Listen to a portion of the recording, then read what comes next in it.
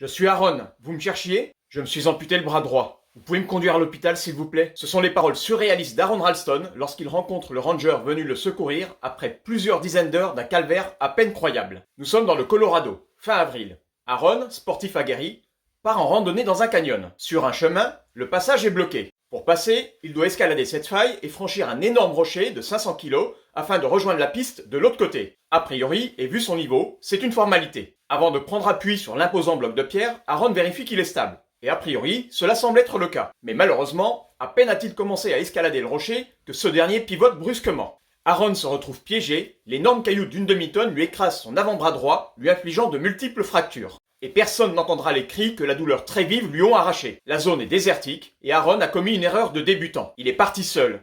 Et donc, personne ne peut prévenir les secours. À cet instant, le randonneur éprouve de la souffrance combinée à de la peur, provoquant un sentiment de panique. Aaron est donc coincé, légèrement en hauteur, et il doit vite reprendre ses esprits pour réfléchir aux options qui s'offrent à lui. Il fait alors le point sur le matériel dont il dispose. Dans son sac à dos, qu'il ne doit surtout pas faire tomber, il y a un short de rechange, 3 litres d'eau, 3 barres de céréales, 2 burritos, son équipement d'escalade et un couteau suisse. Son premier réflexe est d'utiliser ce couteau pour faire levier sur la pierre, mais il comprend très vite que c'est peine perdue. La priorité est donc de s'économiser. Son bras est coincé, écrasé, et il se tient à la paroi grâce à ses jambes. En plus de ça, la nuit approche. Il décide alors de confectionner une sorte de corde de rappel pour pouvoir y mettre ses jambes et se délester du poids de son corps. Il y parvient avant la tombée de la nuit, mais il sait déjà que celle-ci va être très très longue.